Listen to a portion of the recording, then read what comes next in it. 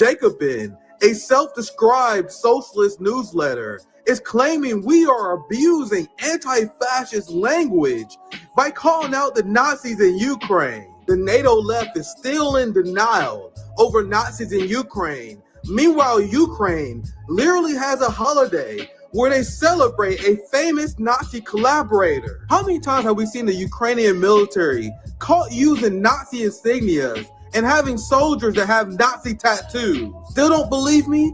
The Banderite regime, led by Zelensky, literally banned socialist parties and the right for workers to collective bargain. You wanna know who else who banned socialist parties and the right for workers to collectively bargain?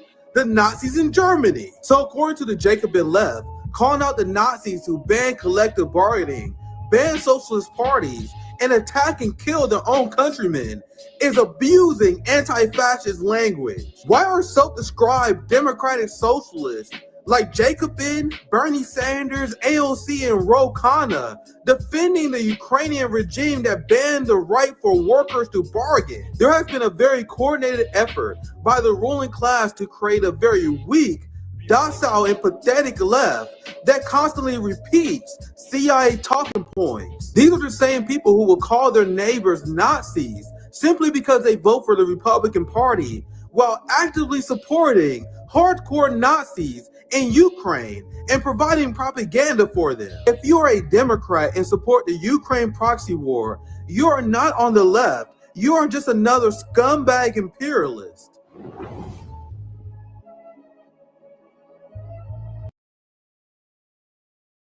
So a New York Post journalist was allowed access to the New Orleans terrorist home and just so happened to find a bomb-making station and an open Quran endorsing terrorism. This entire story is quickly turning into an IQ test for Americans. How is this journalist allowed access to the terrorist home when there is an active FBI investigation into him?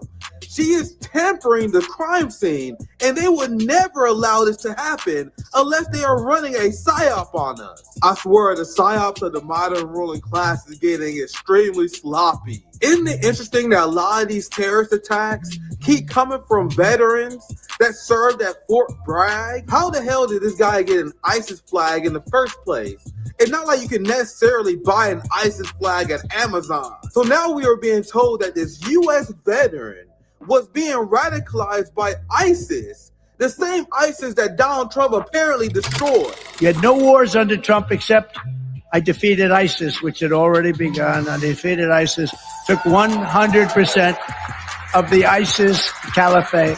78 years we had no war other than I defeated ISIS. We knocked out ISIS. The ISIS caliphate has been totally destroyed. I defeated ISIS. I defeated ISIS in 4 weeks. So this story is already extremely shady. Then on top of everything else, they allow a New York Post journalist to tour an active crime scene in order to manufacture consent among the populace. And this story gets even more interesting because the journalist that was allowed access to the terrorist home in the middle of an investigation is also a Zionist propagandist. So this journalist who spent her entire career spreading Zionist propaganda for multiple nefarious organizations was the journalist that the FBI allowed access into the home of the terrorists? Get the fuck out of here. It is so obvious what's going on. So what exactly is their motive? What is the end game of the ruling class? It's clear to me the ruling class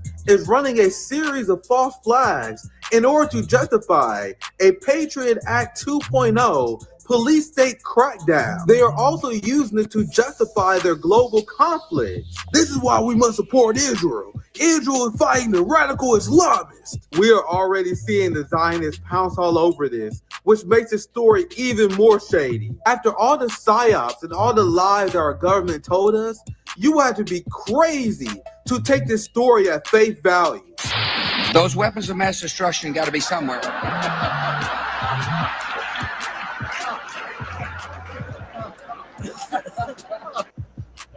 Nope, no weapons over there.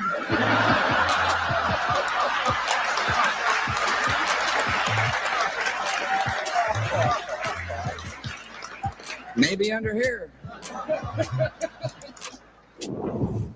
What's poppin'? My friends, my family, we are back again with another banger. This is already starting out to be a crazy year. RB, and we here prepared for you guys. I had a banger with my friends, DD Geopolitics and Garland Nixon a few days ago.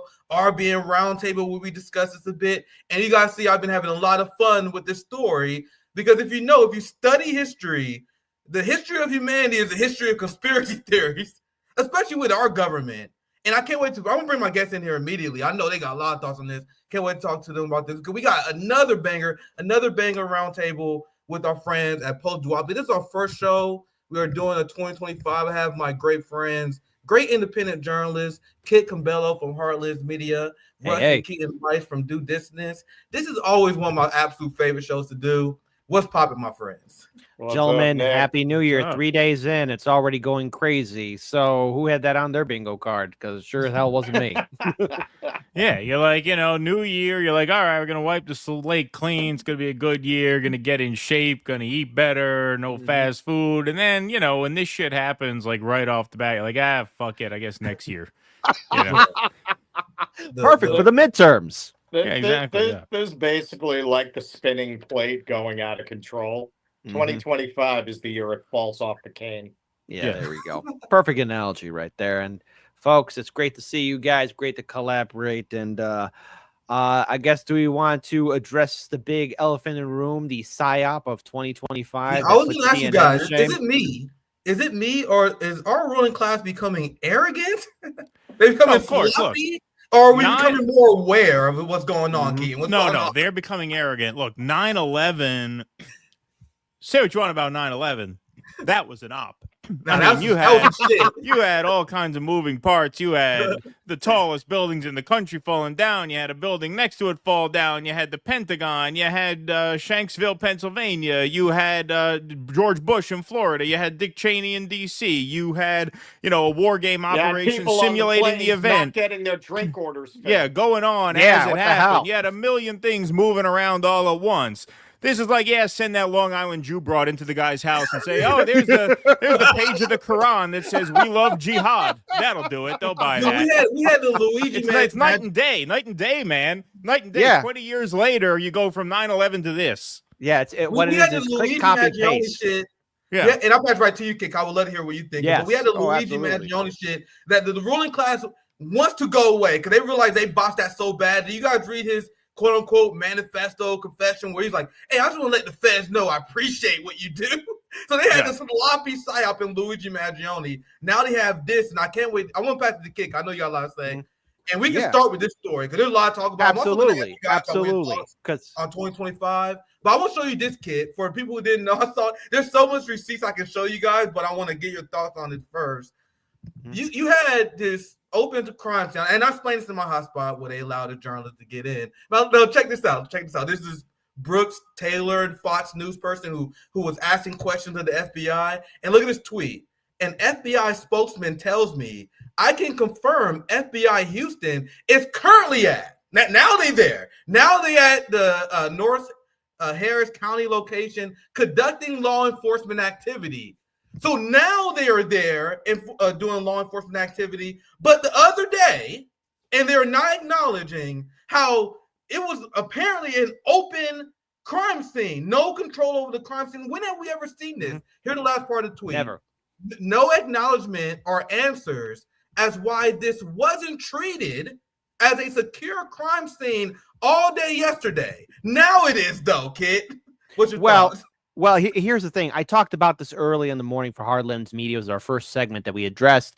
And I know all of our audiences, like, they watch our content. And here's what I have to say. Not only are we going to see this, but even our audience point things out. And here's just a list of things that already stand out. First of all, number one, was not a secure crime scene. There was no way any reporter should be in there. All right. Maybe I'm being too much of an armchair general, but I'll stand by that. And no one should have got in there, period. Number two, that looked like there were credit cards or some kind of, receipts or some kind of things that were there for financial information that were out there in the open. And a laptop, a computer there as well. Then she also mentioned that there was receipts. And whoever did design that area out, or whoever let her in, clearly never been to an Arab or Muslim household, because it's just, That was called being sloppy and things being put there very suspiciously. Then going inside his room, seeing these bombs, seeing these chemical areas.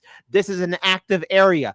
God forbid there could have been booby traps, hypothetically. But there's a list of things: computers, books, paperwork, receipts, credit cards, personal information. How much of that area was contaminated? Did the reporter already go in there and move things around, add certain things up? Because there are a list of questions that people want to know. And as it stands right now, on New Year's Eve and on New Year's Day, the FBI and Department of Homeland Security were made aware of some kind of attack happening on that day. And yet with all the surveillance and the billions of dollars that the NSA, CIA, FBI, DHS get, they couldn't see this, but they got plenty of time to spy on your phone, Nick, your phone, Keaton, your phone, Russ, my phone, and everybody else is watching here. So much for the great surveillance state. They're able to keep us suppressed and censor us and demonetize us and remove us so that people don't follow us because we're speaking truth to power. Oh, but they let this thing go under. And then I'm reading an article from RT. There's a concern about copycats now.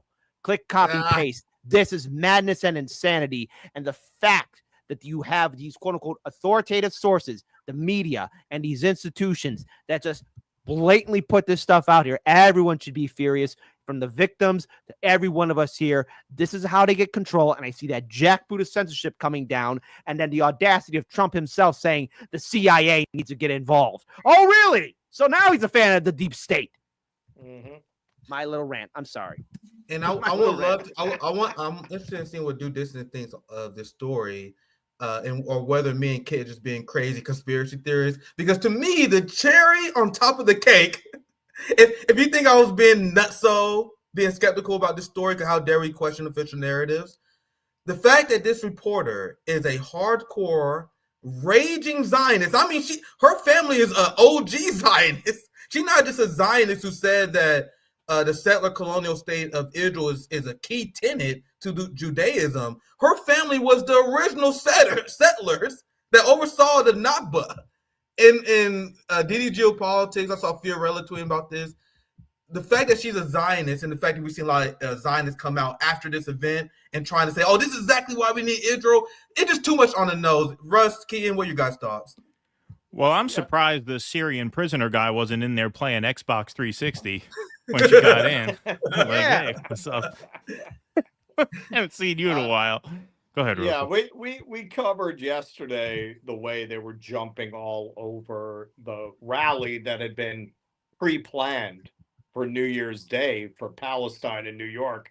Oh, look at these people marching. You have all these people who 5 seconds ago were talking about the threat to free speech that Harris and Biden constituted, who are jumping up and down, cheering the idea of shutting down people's right to protest, people's right to speak, cheering on Kash Patel, the crazy eyes, Manson eyes over there, talking about getting in. We don't prioritize Israel enough, combined with an AG nominee, the real nominee. That was who they intended the entire time. Going around saying, yeah, we're going to bring protesters in with the FBI to question them. We're going to question protesters. This is not a threat to your speech. In many ways, they are going to be able to shut down that kind of speech much more effectively than a Harris administration would have been able to. Because their base, they persuaded enough of them, apparently, to be on board with them. And these attacks, you want to talk about what the purpose is? That's the purpose. And to silence and suppress. So all those free speech absolutists on the right, like, look, pretty soon that jackboot's going to be coming on you. It'll be a little bit later, but you know, this is how it happens with silent obedient consent, or saying they got to be. Yeah, and again, with what happened with a couple of large accounts on X. It's like Nick Fuentes and everybody else. You're surprised by the fact that Elon, the big tech billionaire, would support Trump. I said, no matter who sits on the throne, the billionaires have the final say. No one in America has a seat at the table of the presidency. You think the politicians give a damn about you? I've been doing this now for 7 years. I live in Chicago, for Christ's sakes. The politicians don't like the people here. You, Keaton, Russ, you're from New York City. The politicians don't care about the people there. It's abundantly clear. This is how you control people. And I've been screaming from the rooftop that censorship's coming, and yet everyone's going to be, I didn't see this coming. How did this happen? Well, of course, this is how it happens. The billionaire didn't say free speech. Who could have seen that coming? I said during our New Year's breakdown show with Garland Nixon and DD Geopolitics that I think 2025 is going to be probably the greatest year of crackdown in free speech we've seen in our lifetime. Like, we're going to see, and we already seeing them discuss plans of a Patriot Act 2.0 because we have a government in complete alignment. Chuck Schumer is teaming up with Donald Trump and Mike Johnson, who was just elected House Speaker again, in order to craft an anti-Semitism bill. And I showed this tweet yesterday. I'm sorry, guys, but there's so many of these tweets I see flowing around in MAGAverse, and a lot of MAGA people who was coping just now realizing that Donald Trump serves the Ben Shapiro wing of MAGA, not the Tucker Carlson. There's no populist wing of MAGA. You guys are supporting politicians. Trump is ideologically aligned with Ben Shapiro and Tommy Lauren way more than he is these quote-unquote anti-establishment MAGA types. Now, this is what they're threatening Americans with. They're threatening Americans with being put on watch list for calling out the genocidal state of Israel. And we also have the United States Congress and Senate that is passing a bill that will give IDF Israeli genocidal maniacs the same benefits that United States veterans get in the United States. So, and I want to get your guys' thoughts on this, and this kind of can be our early thoughts into the previews of 2025. And Ken, I know you want to chime in.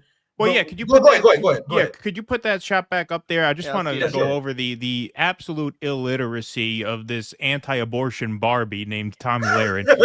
You know, if you're on our streets waving Palestinian or ISIS flags, Russ and I covered this yesterday morning. The illiteracy of these people. Pro-Palestine protesters are as anti-ISIS as you'll ever find. Exactly. They're just so bigoted that they think Muslim bad, Muslim terrorist. You like Muslim, you like terrorist. You like Palestine, you like ISIS.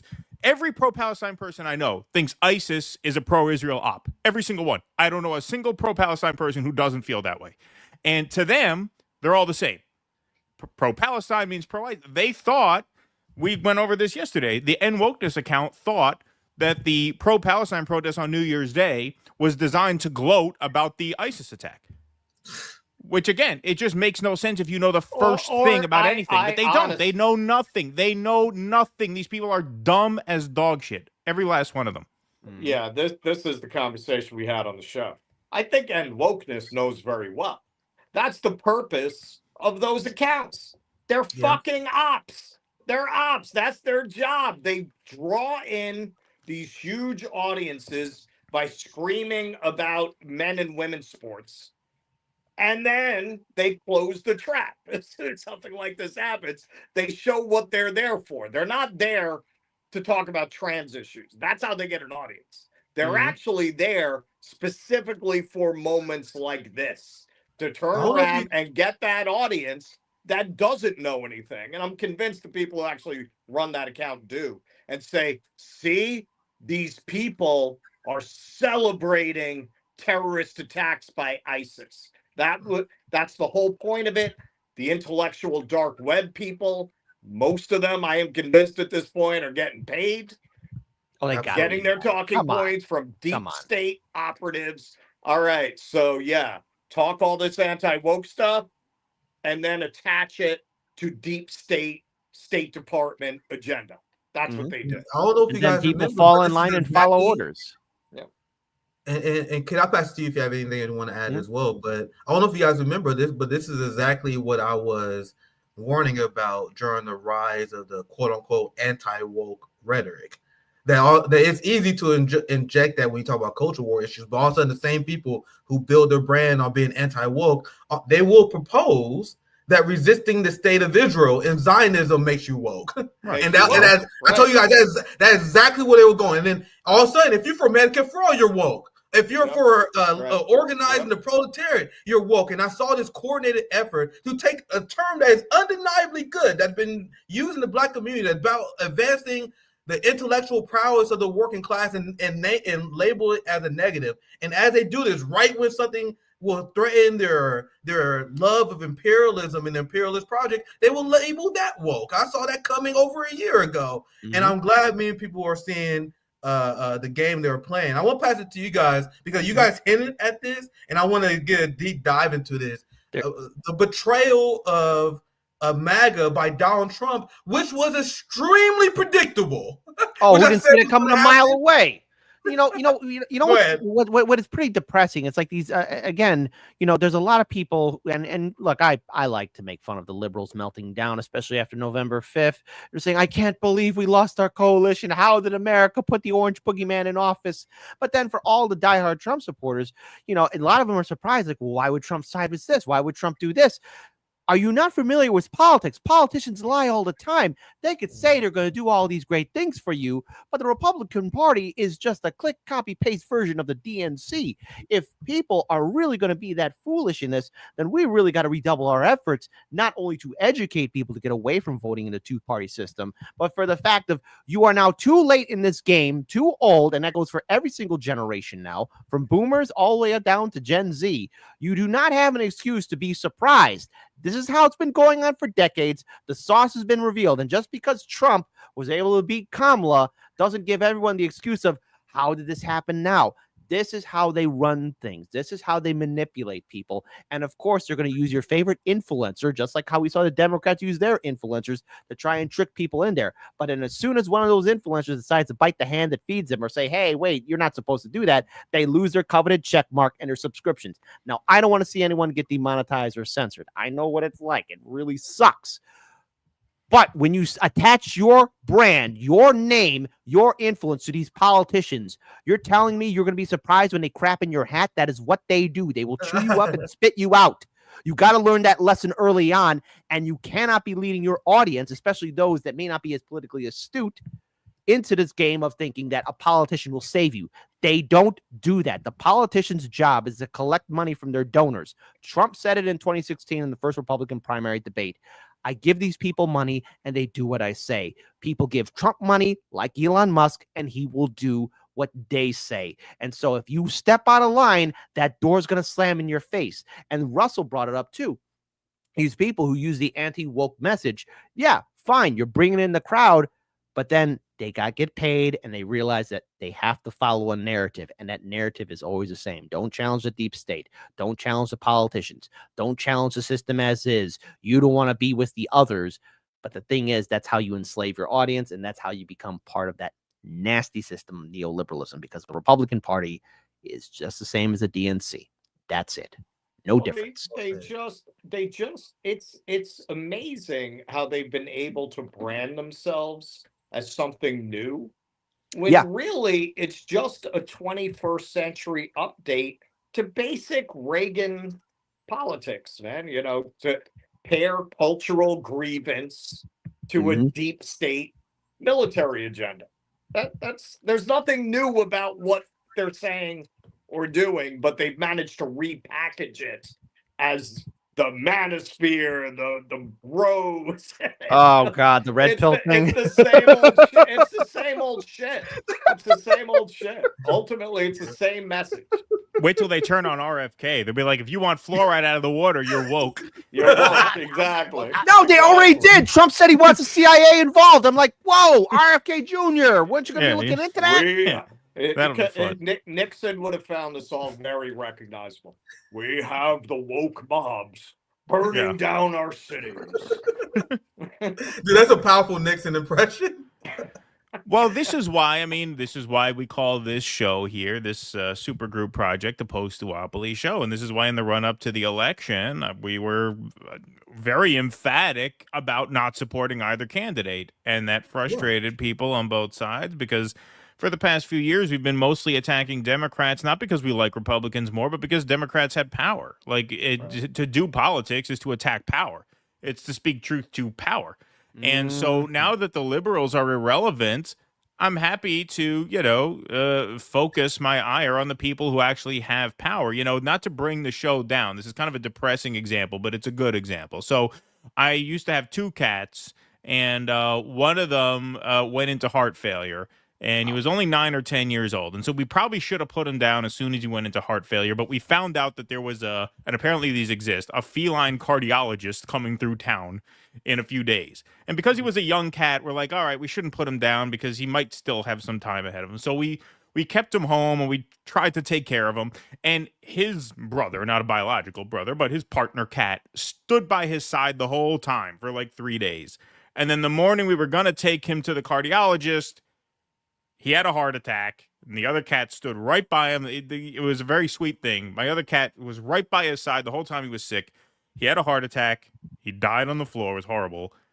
And the other cat sniffed him to make sure he was dead, and then he walked away. And then he ate him.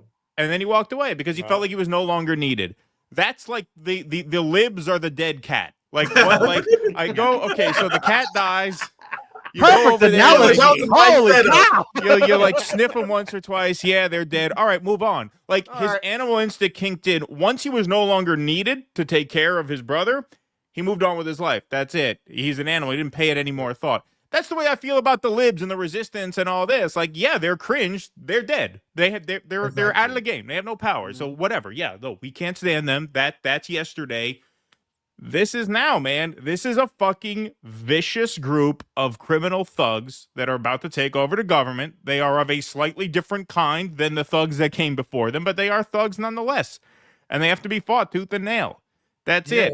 And of course I'm not surprised. The most predictable fucking thing in the world. The richest man in the world owns the government now. He lives on the He lives at Mar-a-Lago. I don't know if you guys saw that. We just did a Times piece. Yeah. Elon Musk has been living in Trump's guest house for 2 months.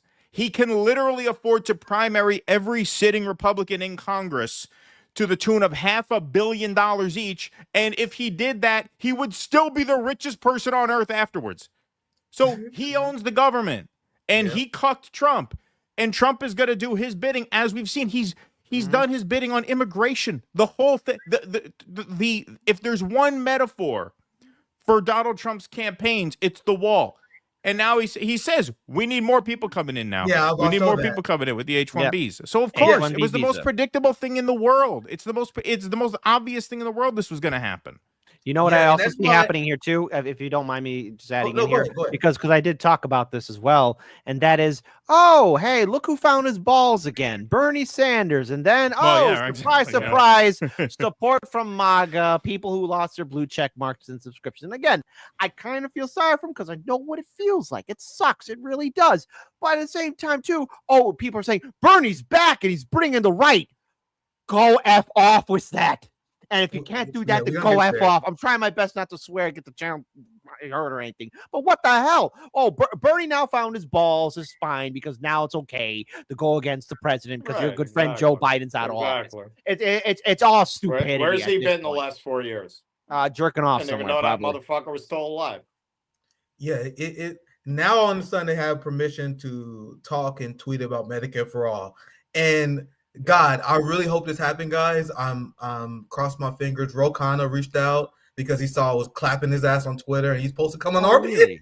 And I was like, bro, I gave him like 2 warnings. I'm like, dude, he like, bro, I just want to let you know that I'm part of the progressive wing. Like, bro, no, dude, I am not a Democrat. I'm not gonna fall for this. If you go on RB, I'm gonna cut your head off, bro. He apparently still down, man. So I got a lot of things to question on. Send him our way. Send him our way. We love to talk to him. I love to talk to him. I love to talk to him. Send him our way too. I really hope that he actually does it. I don't think we see, because I still waiting for him to respond. He's like, hey man, I just want to let you know I'm part of the progressive wing. I'm like, bro, I don't give a fuck about none of the wings. Hold on. I hate the Democrats.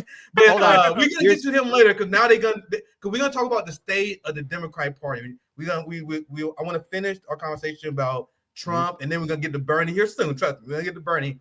Before we move on though, I gotta ask you guys, and I'm gonna be doing more of these breakouts. I need to do more of these. Please check to see if you're subscribed. Please subscribe if you're watching. You guys saw that I took a break at the end of last year, and our struggles with the YouTube algorithm, all this stuff, been well documented. But a nigga can't even take a break apparently. So I take 2 weeks off, 3,000 subscribers. Scrubbed. I saw that. You were down to 45. You were up at like 48. I didn't know what the hell happened. And I don't know if people who like closely watch our channel, you guys would notice a common trend. We'll be at like 47,000 subscribers. Then we hit 58,000 subscribers. It's a big celebration. And all of a sudden we back to 47,000. It's like, Either way, the point I'm saying, I'm not gonna sit here and complain. Yeah, I think the game is rigged. that's not normal. You didn't endorse Harris, did you? That might do it. You didn't lecture Aaron Mate, did you? You didn't bring Aaron Mate on air and bringing Aaron Mate on the show about who he talks to and who he doesn't, about who he coddles. Yeah, I don't think you guys canceled me, right? I think I was doing a good job. Only thing I'm saying is I hope you guys subscribe. Make sure you check and subscribe. Ever since I made people aware of this, people have been telling me they've been unsubscribed from my channel. It's literally the most shady shit ever. But hey, I expected YouTube to rig the game against us. I just want you guys to help us out. So I'm gonna take a few breaks sometime just to remind you guys to please resubscribe. Please support us on Patreon and subscribe to us on our alternate channels because YouTube is definitely about to take us the fuck out. I had a conversation with Sabby, who's well aware of that. Dude, YouTube wants our channel dead. So please support the channel. We are in an entire situation in RBN, so please make sure you check and see if you subscribe. Now let's get back to the show. I don't want to go too long on that, but that bothers you. I'm like, man, I can't even take a break without losing 3,000 fucking subscribers. Now let's get to the Trump grift because you guys mentioned this. You're a live cover and what you guys discussed, and we're gonna get back to Bernie soon, guys. Trust me, we're gonna get back to them soon. But now this is the grift of the MAGA social media influencer in a nutshell. After making 1,000 promises like this Wall Street cuck has done, they then say, oh, who is advising Trump? Who is giving Trump advice? Yeah. You guys see how they completely stripped the agency from Trump? And feel free to interrupt anytime. I don't care if you guys interrupt. I'm just doing a presentation. Feel free to interrupt if you have thoughts.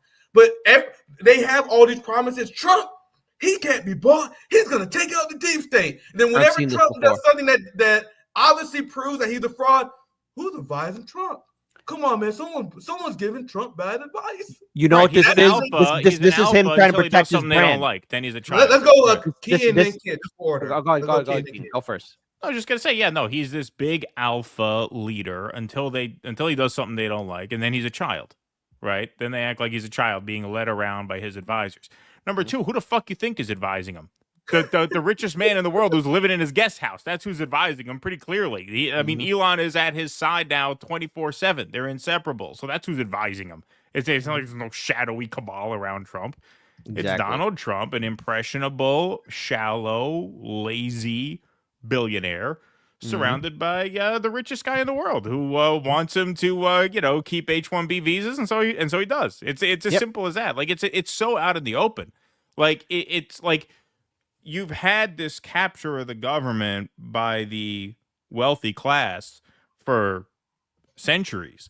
It has reached cartoonish and absurd lengths now to the point where the richest person in the history of the world is ordering not only the president-elect around, he's ordering the Congress around.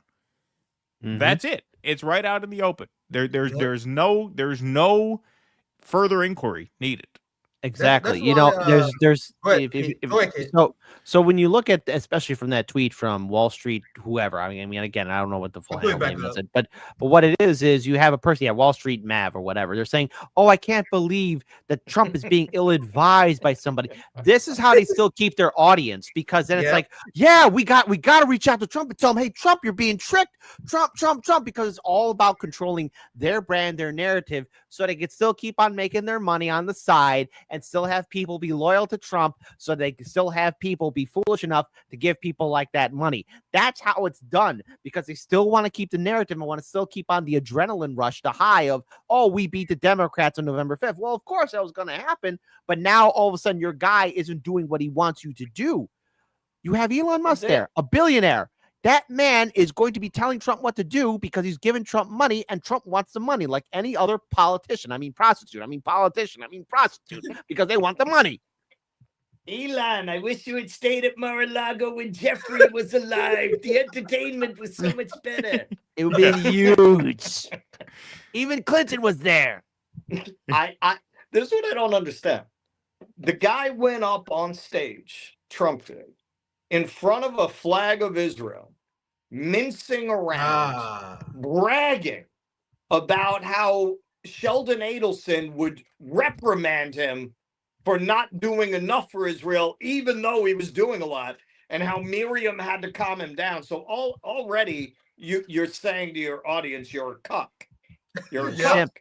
You're He's a saying cuck this guy and a used to shimp. yell at me and Miriam had to calm him down, even though I was doing all this for Israel. It would never be enough. And then your punchline is that they were trying to get the Golan Heights for 76 years. I got it done in about 15 minutes. so you literally went in front of an audience with the flags of a foreign nation behind you to talk about how well you serviced the Adelsons. On what planet is that a man? Why do you think this was like some kind of alpha guy? He literally went on a stage and bragged about how fast his knees hit the floor for Sheldon Adelson's money. And you're going to be like, oh, yeah, he's not a man. Like, why are you surprised that he said one thing about H-1B visas and then the people with the money said, no, that's not what you think? And he said, you know what? On second thought, that's not what I think. Like, why would that surprise you? He bragged about it being bought. He did a whole comedy routine about it in front of AIPAC. Why would because that's like the red pill community as a whole, like this fake alpha group. Like, you know, you got these people like Wes Wasson or Fresh and Fit. They're like, this is how a man needs to be. He needs to be a player, alpha, big cars, big noises, everything big. But the thing is, they're all insecure because they got to pay for women to love them. They got to pay. They got to trick people and suckers and think, oh yeah, you could be just like me. But that's called being grifters right there. Okay. And it's people want that fast way in. And in turn, Trump is able to easily manipulate, maybe get all those people in to support him. But all in all, I mean, he's just as insecure as anyone else. If they didn't have their money, if they didn't have their big booming voices, no one would be aware of just how cowardly they are. Because when you put them in a toe-to-toe slug match, put them against a very adversarial situations, they will crumble and break. But because they got money, they could buy their way out. And there's plenty of suckers and thinking, I want to be like that. The thing is, no, you never want to be like that because that is weakness of the highest order. Yeah, and I've seen Trump, and I played this clip before, where he literally decried the fact that the Israeli lobby isn't as strong as it was 10 years ago. You remember that clip where Trump was like, man, I remember back in the day, if you said anything about Israel, you'd be canceled. So that's Donald Trump celebrating and nostalgic about the fact that we live, we have an overlord over us that tells us what we can and cannot say. And the entirety of MAGA is completely subservient to the idea that, oh, man, we can talk about black people, we can talk about Latinos, but not the Zionist Jews. If we talk about the Zionist Jews, we will be in trouble. What's more pathetic than that?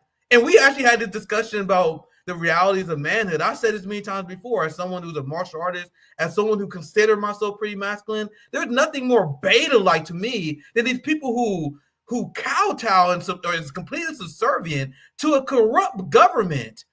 The skinny nerd who got arrested protesting Israel is way more fucking manly than Andrew Tate. You understand? The guy who stares under the at the barrel of the gun, he willing to protest the most violent empire known in modern history. The person who wanted to protest that state is the most alpha. And the most beta are the people who are looking for billionaire heroes in the first place.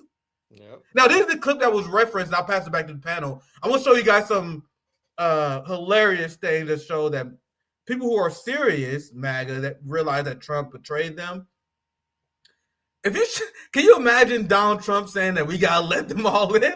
And Trump supporters are confused about why this is going on. I warned them a few months ago. Do you guys remember?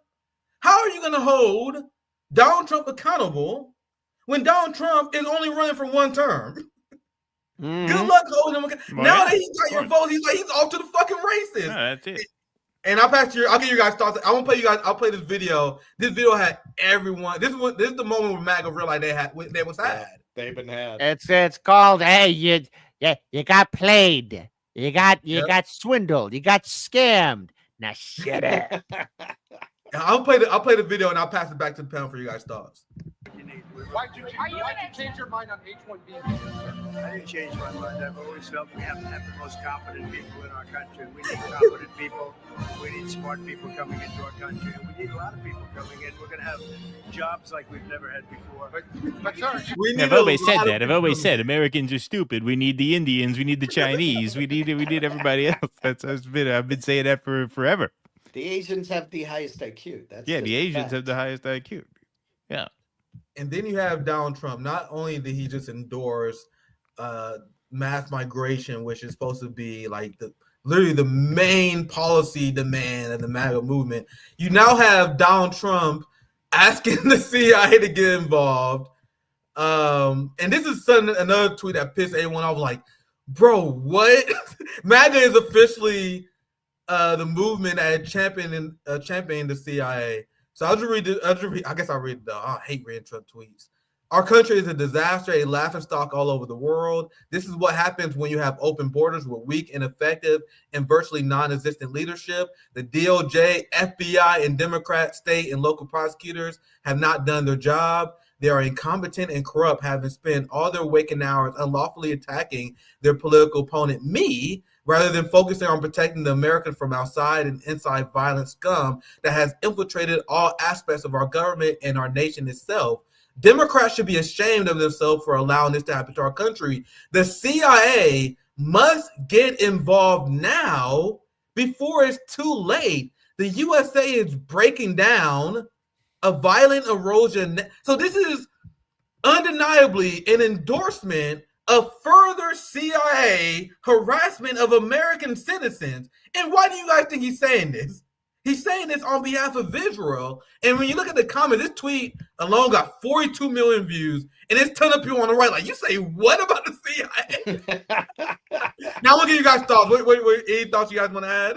Yeah, it's showing its hypocrisy. And again, how many times have we seen and how many times have we all talked about the CIA and its influence and its corruption and what it's done to destabilize countries in Central and South America and North Africa and all over the world? This is the same CIA that has been spying in on us, and that's also been contributing to a lot of the own instability here. And yet here you have Trump saying the CIA must get involved. Oh, heaven forbid. They already are involved, Trump. They already are doing these things because that's their job. And yet the people, a lot of his diehard supporters are surprised that Trump is now going for the CIA because, let's face it, he needs the CIA to do his bidding too. And he wants to play ball because he's part of the club. George Carlin was right. It's the big club. And to all the Trump supporters that might be upset or angry, don't worry, breathe in, breathe out. I know exactly how you feel because I trusted that cuck Bernie Sanders, okay? And I learned that lesson the hard way. It's okay to recover. I feel like somebody at a self-help group. It's okay. Share your feelings in the circle. Breathe. This is a safe space. I'm going to yell at you, but this is a safe space. Now cry. Yeah, Fiorella Isabel, and I'll pass it. I think Rush one time, I'll pass to you. I will read this tweet. Gonna have fun watching all Trump supporters sell out libertarians, like the Dave Smith types, and alt media twist their way out of Trump saying we need a CIA while he's supposed to take on the deep state. Go ahead, Russ. Yeah, when I saw his Bronx rally, the most revealing moment for me was a woman passed out. And, so they stopped the rally. They had to get like the ambulance people. And so Trump just starts bullshitting off the top of his head. And he goes, yeah, it's terrible. Some people were waiting out there for 2 days. I showed up at 1. The rally was at 3. I was in the front. Nobody was waiting there for 2 days. No. That's his instinct. That's his instinct. He says whatever he feels like he can get away with at any given moment and just assumes no accountability. That's what I saw in that clip there. No, I always said that. That's who he is, man. And people will hone in on the once in a while that saying shit off the top of his head is like true shit that a politician wouldn't normally say. And they think that means that he has convictions. He doesn't have convictions. If there was ever the stopped clock that tells the right time twice a day, it's a guy who just bullshits no matter what you ask him. He's bound to be right about some things, but he doesn't actually have any political principles. Isn't that obvious? Wasn't that obvious the first term? I don't Yeah, understand why well, anyone would be surprised by that. well, the thing is, like, this is how he's always been, because he's somebody who's Trump. I'll give him credit for this. He knows how to manipulate the mob and the media. He is one of the very few people that can execute it well and walk away unscathed. I mean, that mugshot or all these other legal troubles. I mean, no, but I for one would probably, break my skull open going through all that legal crap. But this man was able to do it. Any other politician? No, they'd break. They lose their career. He was able to capitalize on the media, social media, all forms of it, and in turn use it for his advantage. But this is who he is, because he will BS his way out of it, and people will buy it hook, line, and sinker because he's a professional at it. That's a great attribute. I'm impressed by it, but people need to know that this is what he does. So every time Democrats are trying to bring him down legally, it's like, guys, are you not paying attention? You are falling for his trap card. You have no plan here, because this is what he's good at. He is really excellent at that. Yep. And now I want to show you guys this, because now we dismantled, and we will continue to, because this is something that will be a common theme in 2025. And I think Keaton mentioned this earlier. And good for all the MAGA people who still follow me, by the way, since November. I have a very significant MAGA follow, especially on X, because my critique of neoliberalism is dope. But now I was critical of the Democratic Party because they were in charge of the government. The same way I was critical of Trump when he was Trump. Now Trump about to take office, my focus on Trump, because neoliberals are completely feckless now, and they're going to be this moment, and we are living through it way earlier than I thought, to be honest, where MAGA realized that they are homeless. Where the same feeling that we had, where they're like, man, I really expected it, but not now. And they're welcome to join us. They're welcome to join us. I'll yell at you, but then, hey, I'll bring you in, okay? So there you go. It's okay. Well, this is a safe space. And we're going to be here to show them the correct way, because, and I'm speaking a little bit more for myself, I don't want to project on to you guys, but as a socialist, as a communist, that's what I do. When the workers are down and they need a direction, we are here to show them the proper direction, because they had two choices: either socialism, communism, or fascism. And then some people get disappointed with politicians and they double down into fascism. Hell, we even seen among the Democrats, which is why they're extremely pro-CIA, pro-FBI, pro-Nazis in Ukraine. As you guys see in my video, Jacob been arguing them. Fascism come in many different forms. But that aside, we will continue to talk about the Trump supporters. Let's talk about this tweet here, which is interesting, which is why I want to see Ro Khanna. And it's going to be interesting if he thinks he's going to come on RBN and do like a rebrand, because these people grift is so obvious, where whenever the Democrats are in charge, they super passive, they're fucking milquetoast liberals. And then all of a sudden, when the Republican gets in charge, all of a sudden they're fucking, they out in front, cutting the narrative in half, being radical. Here's Bernie Sanders. And obviously, this is very interesting for him to take this route, but we know what Bernie is doing here. Here's Bernie in the middle of, and I do think this is smart of Bernie to do, by the way, even though I think he's a piece of shit. In this time where Elon and Trump lost the trust of their base, Bernie Sanders come out and say Elon Musk and Bernie is wrong. He explained how the H-1B visa program is not to hire the best and brightest, but rather to replace good-paying American jobs with low-wage indentured servants from abroad. And now MAGA is realizing that it's much easier to sit on the sidelines and criticize and snipe a very weak Democratic Party, but that is also that could easily happen to you guys when Trump get in office. And that's what we're seeing Bernie do here. And it's interesting because there are a ton of these right-wing accounts. I just use Nick Fuentes as just one example. Well, they're like, man, Bernie way more based than I thought he was. Like, that's just like the general theme I'm seeing. Here, Nick Fuentes, Bernie Sanders is right. Elon and Trump are wrong. I have a lot of thoughts on this, but I want to get you guys in. Well, this is his moment, man. This is his moment. He should run again. He should run him one more time. They're bringing drugs. They're bringing crime. They're rapists. Some, I assume, might be good people. Well, we gotta keep them out. Gotta build a wall. I mean, that's he should run as a full MAGA democratic socialist. That would be very funny. Yeah, no, look, I mean, it's funny because always said all the Nazis I know are very snazzy dressers, and I feel like I can work with anyone who dresses that well. That's Bernie right. used to be, he used to have a different position on immigration than he did, before he tried to win the presidency as a Democrat. So it's actually not terribly surprising that he came out here and said this now that, he doesn't have any more presidential campaigns, in all seriousness, left in him. Yeah, I mean, I do think it was a smart thing to tweet out. Look, the timing of it is always I won't even say suspicious. I mean, it's obvious. I mean, you're coming in with a tweet like this at a time when you have no power over anything, and no influence over anybody with any power over anything.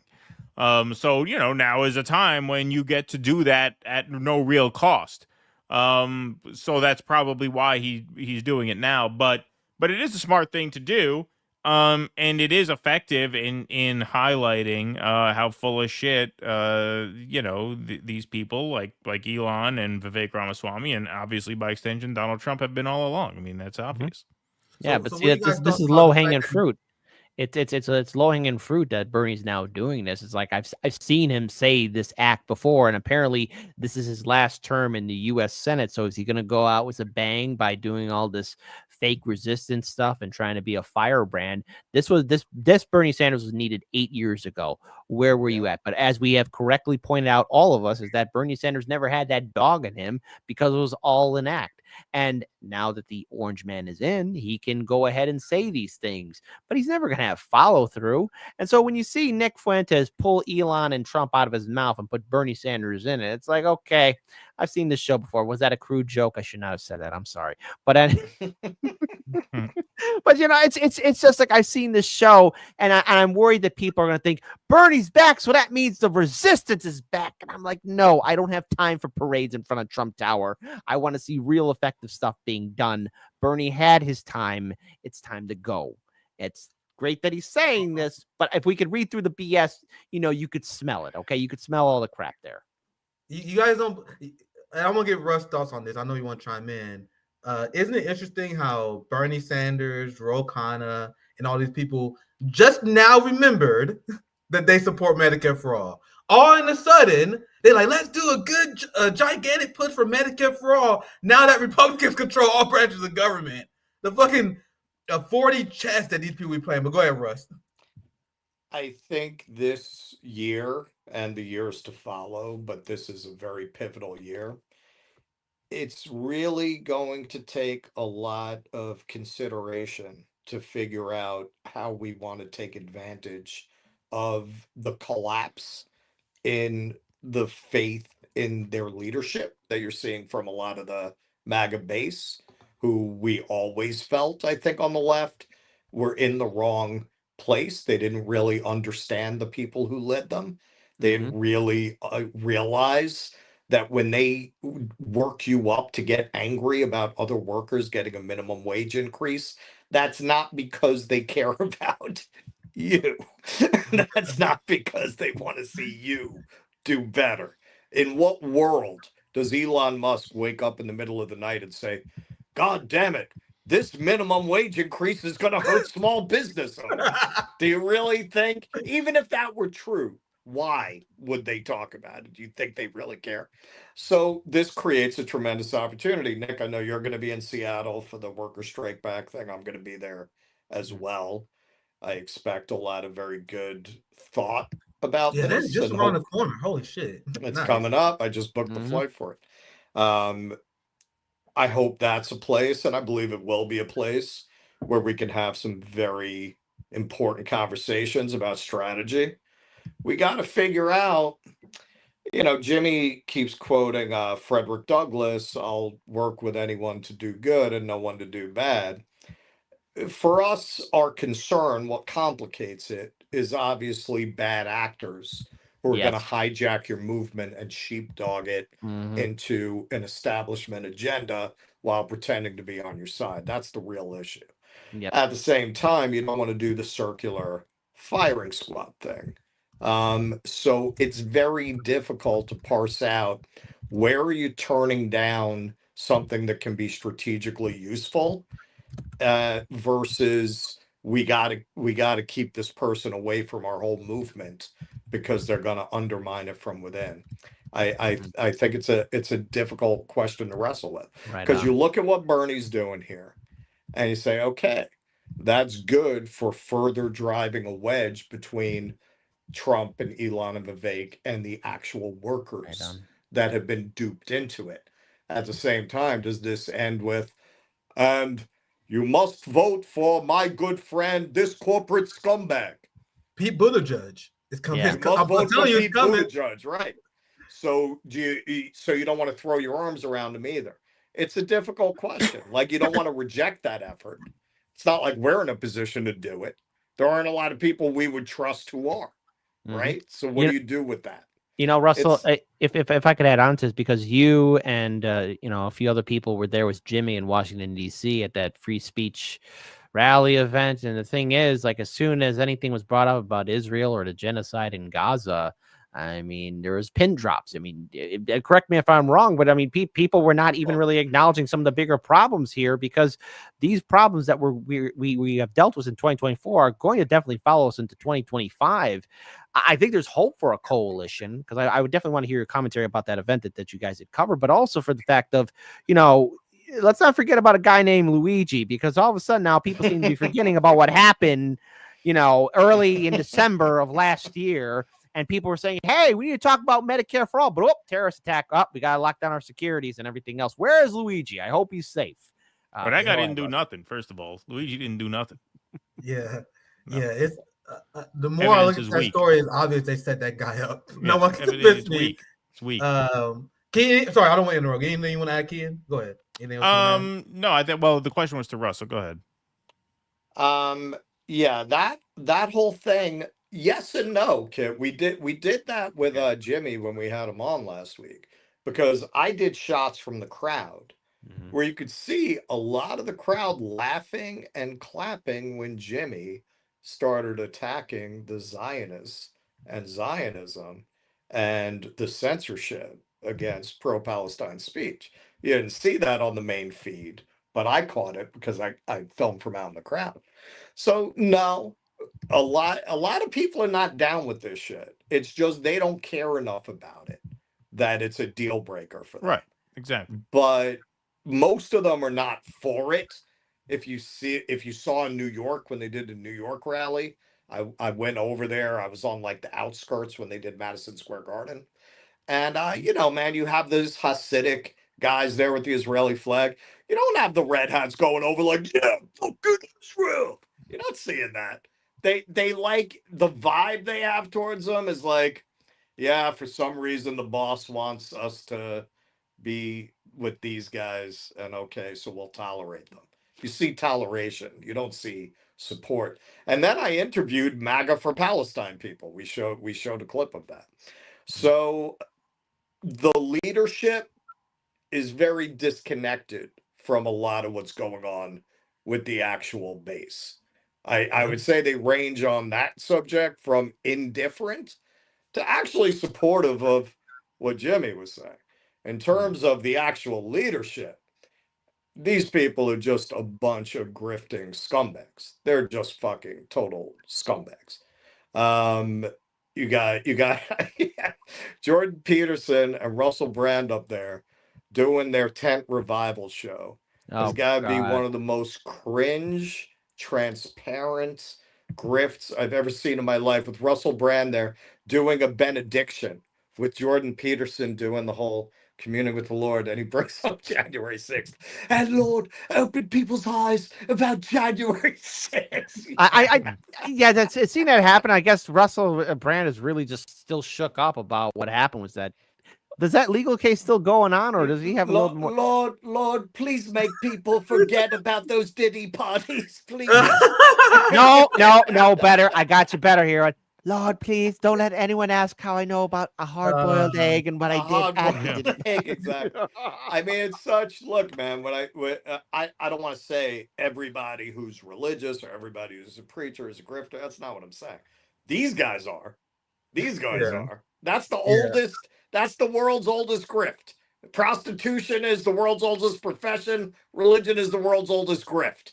These two guys don't look who all of a sudden find Jesus. You think that's Dude, authentic? I have the most hardcore religious people in my family. I'm not religious, but I have like my family is so religious. I have the aunties that used to catch the Holy Spirit in church. Oh, And that's when I was a kid. I'm like, yeah, I'm not fucking with this, bro. Fuck this shit. They catch they go crazy. That's how religious the people in my family are. They catch the Holy Spirit. That shit scared the fuck out of me. I'm like, yeah, I'm not doing that shit. But the people who truly hardcore religious, you never gonna see them pick up a phone and record themselves praying. Right. No. Like it's something they take seriously. No. It's a personal relationship you have with God. So whenever I see Right. Russell Brand had all these cringe videos. Oh, let's recite the Lord's Prayer together. Nigga, fuck you. That's like the most obvious script of all time. But I want to believe it. Go ahead, Russ. Go ahead, Russ. Believe it or not, the last theaters I had a business partnership with Black Pentecostals. And so as part of sealing the deal, they made me go. It was like the movie There Will Be Blood. They made me go to the service. Yeah. I'm like Daniel Day-Lewis. I'm like, I believe. I mean, I didn't tell him that. I just agreed to go to the service. But let me tell you, man, one of the old ladies who could barely walk, she was the one holding my hand to the left. Yo, that spirit came on her. Dude, That woman all of a absolutely, sudden man. was ripping my arm out. I was like, yo, I don't know. It's like, man, is the what's in Lord her, really but giving her something's in power? this woman. So It's like so the in other Lord words, really get. Dude, I don't obviously that you guys know her, but I hope know my family watching because they know what the fuck I'm talking about. I have an auntie that will freak the fuck out every church, bro. Like she start doing like she's very immobile. But honestly, like, bro, as soon as the church songs are going on, so she's a professional fucking breakdancer. I'm like, bro, how is this even possible? Yeah. oh yeah, man. It's like real belief, bro. I don't think you can fake that, dude. I like the shit that I've seen they do. I don't think you can fake it. Like it's truly like some spiritual shit they doing. Dude, Once I realized I I can't do felt it, like, that bro, obviously I strength, can't man. do that shit. Are you kidding me? Like, hey, listen, from the old classic Blues Brothers movies, do you see the light? And he Yeah. starts doing the Exactly. backflips. I mean, come on, when that spirit gets you. Hey, man, you want to say it's mind over matter. You Mm-hmm. want to say the spirit comes on them. I mean, it is very interesting if you know Voodoo. There's definitely a connection there because you have a similar thing of the spirit comes on you and people are able to do physical acts they shouldn't be able to do. You have people, the walking hot coals, people who can put things in them. So yeah, maybe who are not religious, who just do that. So maybe it's a mind over matter thing. There's definitely something there because that woman should not have been that strong. There's some shit, but we don't know how to channel it. Like the people who walk on coal, they like channel it, but we don't fucking know how to do it. It's not a science. We can get back on topic. I want to get back to or we can focus on Democrats, but we focus heavily on MAGA and their betrayal, and this kind of an outlook on 2025. Things you can tell is going to go, continue to go awful for the Democrat Party because it's clear they haven't learned a goddamn thing. We have Bernie and Roe progressives that at least trying to go back and play the old hits. The Democrats who suffered this massive blowout loss, they are saying stuff like this, and there's countless segments I could show you guys if we had time, where they're like, man, I think one of the reasons why Democrats lost because they went so far to the left. They said they were nominated the Marxist communist Kamala Harris. And now this is what Democrats are saying among themselves right now. My God. It's like and I want you guys to react to it's like this. the slur of never mind. Oh, sorry, Kate. Go ahead. I didn't hear. Sorry, go ahead. Well, no, because you have people on the right saying, "Oh, communists, Democrats are communists." It's like a slur. You're not even using the definition properly. It's like people who are Democrats calling everyone right fascists. It's like these words mean things, but you're turning them into slurs and you're diluting the real representations of what these systems and ideologies are. And it's called being lazy. And then when you call the Democrats all communists or Chicago a communist city, I didn't get that memo. We got a corporatist city. It starts with a C. But there's a big difference between communism and corporatism and what the Democrats are doing in my city. So it's just lazy when I hear people talk like this. And it's just like, it tells me that you are appealing to the lowest common denominator. You're not engaging or either that expanding your audience's mind. Stop using a word because you think it's your go-to button. And thing is, it's not even like the textbook, like Republican propagandists you would think that are the only people who does this. This is like a liberal thought right here. The liberal thought, if you look at this headline, the Democrats begging their party to ditch the activist left. So this is a delusion shared not by the hard right, but by, and you can make a complicated argument that these centrist liberals are hard right, but let's keep it simple. This is an argument coming from quote unquote blue dog center right liberals who saying that the Democrats are being infested by far right socialists, and this is why we are losing. And one of the biggest stories, and I want to pass it to the panel after I show you guys this. The biggest story, I think, is the death of the Never Trump Republican. The Never Trump Republican has completely lost all their credibility, but the people who propped up the Never Trump Republicans are in the media, and the media is directly responsible for shifting the Democrat Party so far to the right, where they say, oh no, we need to double down on embracing the Liz Cheney Republicans. But what's your initial thoughts on not only this headline, we can start with Kean and Russ this time, but the direction of the Democrats as they've been going through this soul-searching moment. What are you guys' thoughts on the state of the Democratic Party? I'll pass to you, Ken, and any reactions you have with this. Well, yeah, I mean, they ran on nothing. I mean, the party message this year was neither a far left message or even a particularly right wing. They didn't even run on capitalism. They ran on Liz Cheney likes Kamala because January 6th was really scary. That was their message. I mean, that was it. Mm-hmm. They are a party about nothing. And they stand for absolutely nothing. And obviously, the pro-choice stuff was something that they hoped would carry them over the line. But they are a party with no ideas, no vision, no message, no anything. They're very much a status quo party. They have been since Obama. And so that's why they're so screwed. It's not even a question so much of ideology. It's a question of momentum. They're a party that has no momentum because they don't seek to change anything. They don't seek to improve anything. Their message is, we've done as well as we can do. We've elected Barack Obama to the presidency twice. He reformed healthcare the best that can be. And that's it. And you're never going to win consistently at politics when you stay still. Politics is about kinetic energy. Mm-hmm. It's about motion. And Trump represents that on the Republican side in a way that no one on the Democrat side really has, except for the two Bernie movements. But you saw how quickly those got sort of co-opted and just filtered in to the Biden campaign and then the Harris campaign this time. And so that's why. It's just they are a political non-entity. And, you know, Trump coming along and talking a big game about immigration, about economic strength. What policy meat is he putting on the bones? None. And that's becoming obvious now before he even takes office. And so he engages in the rhetoric of momentum, of energy. He goes out there and presents like he wants to do something.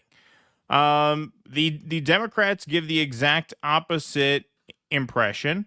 And you couple that with some cultural stances that are unappealing to most people and easy to, run ads like they want to trans illegal immigrants who are in prison. Like if you don't stand for anything, it's very easy for your opponent to define you. That's basically it. And they were the Republicans are very easily able to define the Democrats. The Democrats can't fight back against it because they stand for nothing.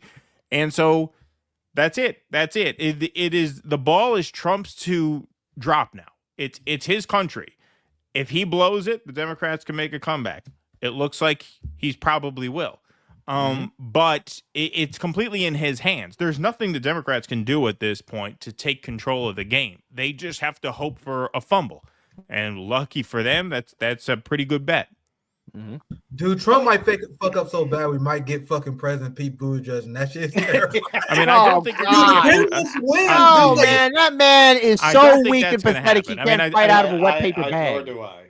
Yeah, Go ahead, I Russell. don't think that's going to happen. Look, it's a story of two political parties who have brainwashed the American public into thinking that politics being entirely about culture and lifestyle branding is normal.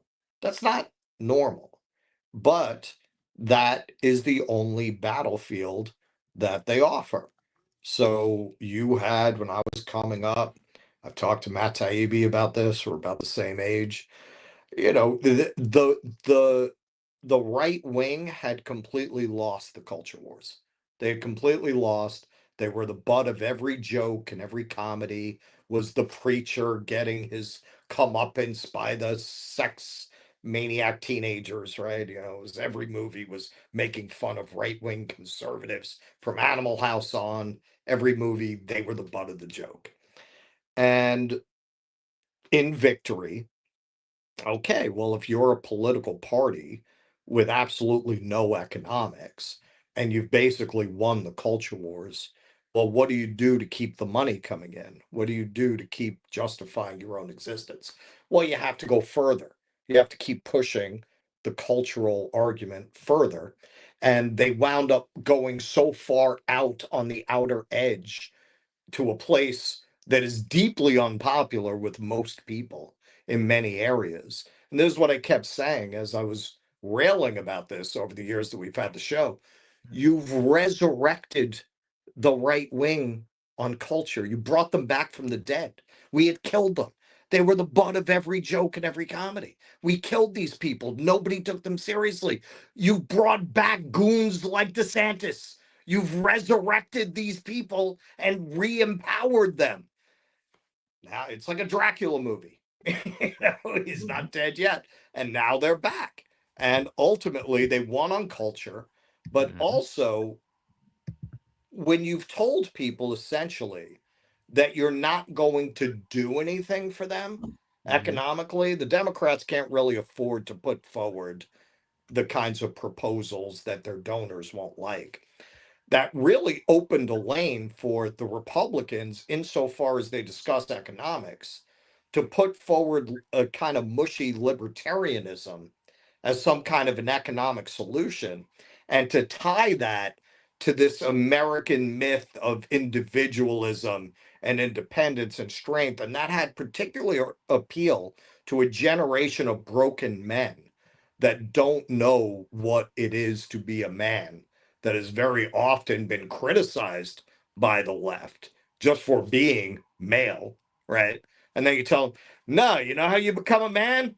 Give us tax cuts and don't raise the minimum wage and go out there and bootstrap that shit and, eat raw meat. And boom, that's essentially how this played out in this election and over the last couple of decades. The Democrats and the Republicans have both only fought on culture. The Republicans caught this pendulum swing of the cultural cycle, but also they have some kind of an economics. It's a nonsensical economics, but it's an economics, and it hasn't been done in that way in so long. You know, people don't remember the 19th century anymore. They're about to re-experience it. Well, also, just to add one thing to that I meant to add the first time, sorry, Kit, is that, you combine this nihilism with just abject mismanagement of the country and the world, where you have crises of inflation, genocide in the Middle East, war in Europe. There's a certain appeal to, the out party just coming in and saying they're going to fix things. And that's where nationalism has a kind of simple appeal, right? Because nationalism, as opposed to this just very, very incompetent, stumbling and bumbling globalism, yeah, I mean, that left the door wide open for Trump to make a comeback. He has. Now that I think people are getting a taste of what this looks like, Who knows what the future holds? I don't know. I mean, 2025 is already off to a very chaotic start. It could only get crazier from here. Yeah. And the thing is, knowing how people are very emotional and how I call this the great blurring effect, where like we forget stories that take place. I mean, there was a whole hullabaloo about drones. Then there's this thing about where, Luigi was a front and center story, and now we got everything else. Like people will forget and people will say, oh, yeah, those 4 years under Biden weren't all that bad. And then they keep on thinking, like, let's give the Democrats a chance again. And this is where we in independent media really have to start diversifying and collaborating and redoubling our efforts to keep our message out there, because there is that jackboot of censorship that is coming down our way. Dare I say, it's already here now. And I'm reaching out to the audience here saying, double check you're still subscribed to Do Dissidence and RBN and Hard Lens, because I still get messages too about people being unsubscribed.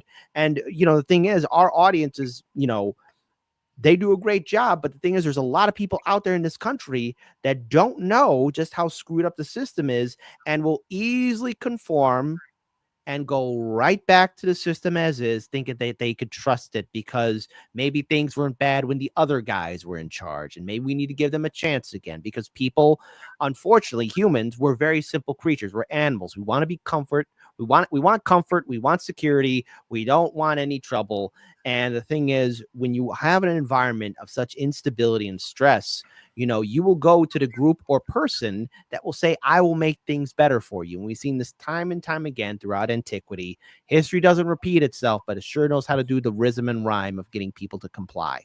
And that's what we got to break here, especially now under these 4 years under Trump. And I think our voices can be amplified. But to Russell's point, too, there is that concern of co-op and people taking over groups, because, I want to give a shout out to a colleague of mine, Nick Thompson. He's here in Chicago. He has his own podcast too, and he called those protest parades in front of Trump Tower during the first 4 years of the Trump administration. And they are parades, because all what they were parading people back into the Democratic Party. And then as soon as Biden got in, well, where were all you pink pussy hat people when the genocide was happening in Gaza? Where were all you pink pussy hat people as the sanctuaries, as Chicago being a sanctuary city, the migrants coming here were being treated like crap? Because that's a question we brought up to a lot of those organizations and people in charge. And yet me and Daniel were talked down to. We were dismissed. Where were all of you? Because it's easy for people to be manipulated by these infiltrators. And we got to be very careful about this. These next 4 years, we have to plan accordingly. And does that mean also dismissing people who you think could be an infiltrator? Yeah, because the try and true method is getting people back to voting into the system, getting people back into trusting things, which is why when I see Bernie Sanders tweet things out and try and be aggressive and mean, I'm like, oh, crap, they're already at it again. Can we get our voices out there? Yeah, that's why we must continue to build. And this is why I talked with DD Geopolitics and Garland Nixon, the true anti-establishment post-duopoly independent media cycle, because one of the biggest stories of 2024 was the complete collapse of liberal corporate media. Absolutely. CNN, still ongoing. MSNBC. Still ongoing, by the way.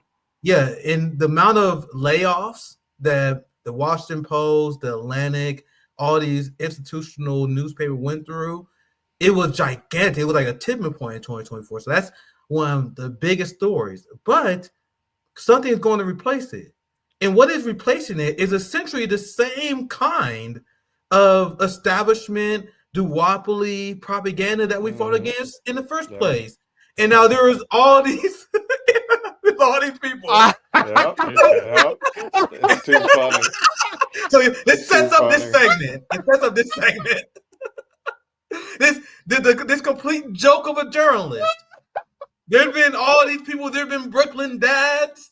There was the Gen Z TikTok kids who I believe, and there's a lot of like smart political analysis about what happened during the 2024 election. But if you were to put a gun in my head, you ask me what happened, I think it was the Gen Z liberal kids that cost fucking Kamala Harris this election single-handedly. What that guy named Harry Sisson? I blame Harry Sisson. Harry. It was for Harry. Donald Trump. I blame David Pakman. And I know we have fun, make fun of these people. But I don't know if you guys seen Kyle Kalinske channel recently. I don't know if you guys see David Pakman channel recently. I don't know if you guys seen TYT channel recently. They are fucking killing the game. I'm talking about I saw a Kyle Kalinske video push on my feed, 500,000 views. 500,000. Why? Because it is profitable to pick one party and cheerlead for the party, even if they're doing bad electorally, because you will always have that loyal following. I mean, there are channels that, I mean, because Pac-Man's always been like a, just very, very open sort of Democrat. Kyle did the head fake like he was going to back Jill Stein, and he's from the Bernie movement, and so he kind of had this positioning of being like an anti-democratic party Democrat, right? Like this sort of hostile insurgent Democrat. And so now that he's just sort of become more of a conventional Democrat, you're starting to see the view count reflect that. But there's a whole crop of channels that has not even been like on our radar because they don't even come from like the Bernie school. They're just straight Democrat channels like the Midas Touch people and Brian Taylor Cohen, whatever the fuck his name is. I forget. That dude is so annoying, bro. Yeah, but like these guys are just like straight Democrat propagandists, and they do crazy numbers because you got people who will just click on that shit to watch. I mean, to just get their confirmation bias straight without the pretense of, hey, we vote for Democrats, but we're mad at them. That's the lane that Kyle was in for the longest time. Now that he's attracting some of the real lib audience, there's a lot of clicks to be had there for sure. Exactly. That's why he posts boomer memes on Twitter. Well, the thing is, also, as you pointed out correctly, and I've been laughing at this, the downfall of corporate media. Well, now that audience, the viewers are leaving, and they're trying to find, higher ground, and they see TYT, they see Secular Talk, they see David Pakman. I'm like, oh, you poor, miserable, beautiful fools! You just got tricked again, and you're gonna get it right up the wazoo again by thinking that these guys here, they know what's going on. They've been getting it wrong as well. They got so much wrong. They're pushing the same BS propaganda. And now they got that boost because MSNBC and CNN are failing institutions, which I'm happy about. But then you're going to have people who are going to tie their hopes and dreams and their beliefs to these other people, and they don't know they're going to get swindled. And the second thing, too, we got to take into account is some of those views could be bots, too. They got the money to do the bot thing, too. So it's one or the other. I mean, however you feel about it, but at least we're consistent. And I just want to say to all those liberals out there who are going to Secular Talk and TYT and David Pakman, sooner or later you're going to smell something and realize this is the same kind of flavored crap that they were serving me at BSDNC and CNN. They don't know what they're talking about because the Democrats are still losing. So good. That's why I always say, when you do this, people always say, "Oh, you're grifting. You're grifting." You know what the real insult of that is? When you say that we're grifting, what you're saying is we're too stupid to figure out how to grift. Because this is not the way to do it. No. The way to grift is you do that. You go Pod Save America or you go Daily Wire. That's the way to grift. You go into one of those lanes, you'll be knee deep in cash. You do this, post duopoly, complicated, morally gray, don't pick a side, fighting the system. Yeah, man, only people who are down for that kind of a fight. Do you guys know who Terrence Williams is? Do you guys know who Terrence Williams is? He's this black MAGA guy who does the coon dances for the MAGA people. He's this big giant black MAGA guy. The Haas twins as well. Like if I was a grifter, you know how many subscribers I would have if I put a MAGA hat on and went on YouTube and say, man, the MAGA agenda is good Black America. You wouldn't see YouTube take 3,000 of our subscribers overnight if I was fucking doing that. Do you guys remember the guy? He was gaining some momentum like many, many years ago. His name was Christo Ivelisse, the Canadian guy. He used to sit in front of the bookcase. Vaguely. So he started doing Bernie stuff, and then he just became a straight up blue MAGA guy. And now this guy, his channel, I check it on every once in a while. He calls his channel Pro Democracy News. That's what he does now. I don't know if you can let me share the screen, Nick, but I'll show you some of these videos. This guy just basically straight up These are straight up lies. Like, he just put straight up fake headlines here. Trump faints during speech. Audience reacts in Jesus horror. Christ. He did not faint during a speech. He published that 7 hours ago. He's up to 92,000 views, which really means probably 180,000 because the public count's always a couple hours behind the main count, like the real count. What else here? Trump faints on stage. Faints during speech. Audience reacts in horror. Vote recount shocks Trump Friday. We're losing! Exclamation point. Like, these are just absolute lies. Like, this is just pure clickbait trash. It's like the Star. It's like the National Enquirer. It's like the political equivalent of like Bat Boy. Like, literally fake shit. Like, hey, that's a real story, Dean. Shame on you. Like, literally straight up lies in the headlines. But it serves a certain wing of just absolute brain dead partisans. And look at his views. His views are through the fucking roof, through the roof with nonsense, like fake shit. Yeah. You know, I just checked this. All right, there's an equivalent guy like that in the nerd space, Mike Zero, who just makes stuff up. You know, I know what you're talking about. Rachel Zegler meets with Disney, stabs Kathleen Kennedy, like whatever. Right, you know? just make shit up. And so I just checked because I assumed that people got sick of his shit because everything he says is not true. And then you click on it and it's just not true. No, man, he's killing it. I just looked at his video accounts. He's killing it. Not only are they killing it with the audience, but notice why like people keep clicking. Though? Notice like YouTube will never ding them for misinformation. Nope. Like if you play the Duopoly game. Like if we were to put up a headline that just said unequivocally, like the guy who bombed the Cybertruck is innocent. He didn't do it. YouTube would definitely flag that as misinformation. We're not allowed to definitively state that in a thumbnail. We can say there's a report that calls this in the. We would have to hedge a million times. This guy could, Trump faints on stage. Audience reacts in horror. Where's the censors? Nowhere. And I'm not advocating for him to be censored. Just I'm not a rat. I'm not saying that. But I'm saying there's definitely unequal enforcement. But this is what I don't get. Why, after. For example, that nerd channel, the reason I know that is I clicked on him a few times. I found out, this guy just literally makes stuff There's up. literally lies. Yeah. And I never clicked on it again. Why would people keep coming back? That's why I wanted to see if he had an audience collapse because I haven't clicked on stuff. There's two reasons. There's two reasons. One, people want to believe it. Actually, no, it's three reasons. One, people want to believe it. Two, people want to see just hate watch and see like, how you spewing out it. What are you talking out of your butt this time, my friend? And number three, it's probably bots and it's all of the above. So it's all these things. You probably got hate watchers that are saying this guy doesn't know what he's talking about. He's still getting views. He might be getting thumbs down. Yeah, he's probably killing it, but because people are watching because he's such a freaking moron that they're just watching him just to hate watch him. I mean, that is a thing. People will watch somebody. What's worse? Audience. Yeah. What's worse, the people who continue to click on those obvious clickbait titles, or the liberal who've been following Rachel Maddow for years, knowing that Rachel Maddow. Because to your point. Hey, she took a pay cut of $5 million. Nick, have a heart. The last thing I want to fit this in before we wrap up because I kind of skipped this earlier, but I want to show you guys this when I mentioned the death of the anti-Trump Republicans. If you're wondering where the Democratic Party is going, you have Biden, who invited Liz Cheney to receive the Presidential Citizens Medal.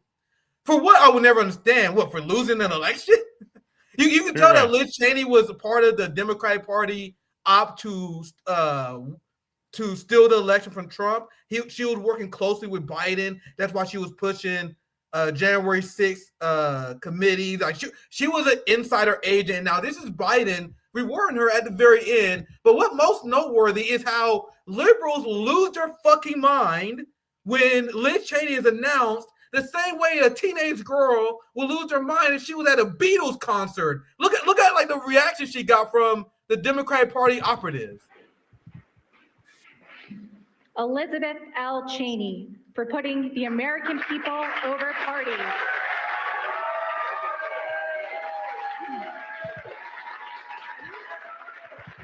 I'm Joe Biden. I don't know where I'm at right now. And that's probably really what he's thinking. This is what you call it a completely cooked party.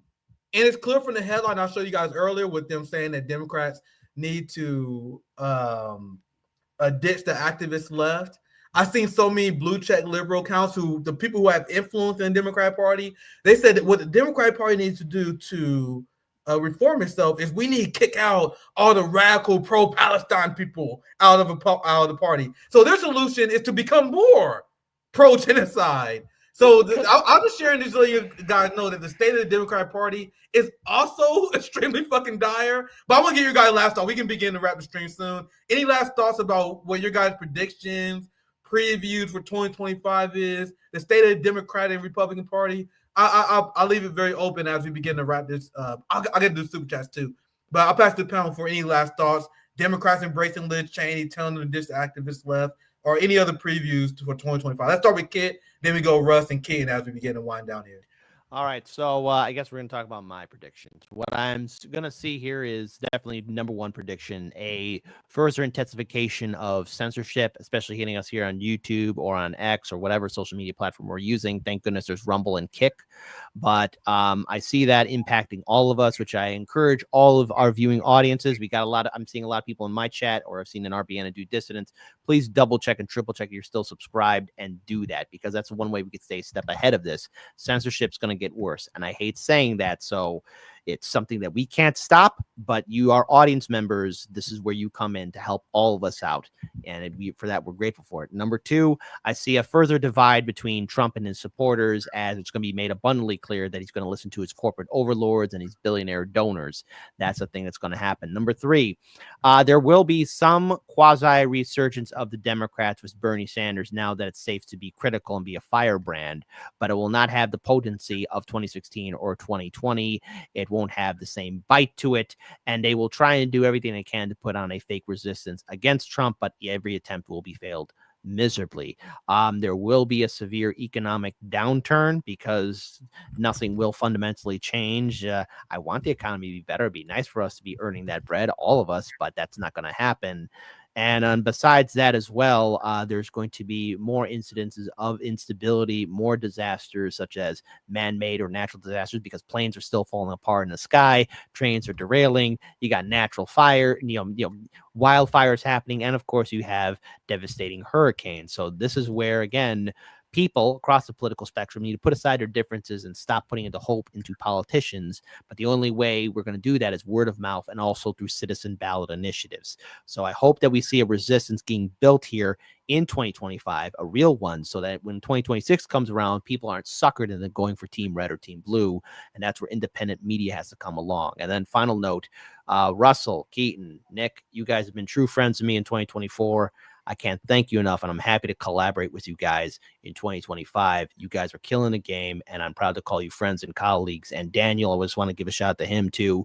He sends his regards and kind words as well. So it was great meeting you guys in Chicago. Keaton, you weren't there, but next time you're here in the city, if you do come here, hey, let me know. Be more happy to get you some true deep dish pizza. Yeah, there's another fun post-duopoly. Looking for Seattle. We had a great time in Chicago with that stream we crashed. With Russ and Jimmy. That was great. So this is the first show post Duopoly. I'm glad that this is a fan favorite show. Always great to have you guys on. Always great to be in community with you guys. If you just open up, I'm gonna read a few super chats. Now we'll pass to Russ and Keaton for their thoughts. Thank you for the $2. Mark Pulice, let me honor this gathering of giants. I appreciate that. Give Landrew a giant W. I appreciate the generous super chat. Big W for Landrew. True to the fourth power, I am proud to support your work. Workers strike back, community and solidarity, free Palestine. Absolutely. Now is not the time to fall into defeatism like you're seeing the DSA liberal side of politics. Now is the time for more revolutionary optimism. Now is the time where we are going to completely rebuild the RBN mutual aid infrastructure, where we are building networks with people like Due Distance, Harlan Media, DD Geopolitics, Garland Nixon, and many others. Now is the time where we come together to resist the coming MAGA-led uniparty. You should feel inspired to fight the new ruling class, not be drowning in dread like we're seeing from the liberals. Much love to Landrew. I'll read two more and I'll pass to Russ. I just don't want to get too backed up here. Thank for the 999 Dino, a power cortlet as always. Keep up the brilliant work. Thank you for the $5 RB Ham. The side apocalypse is here. Don't even try to hide it anymore.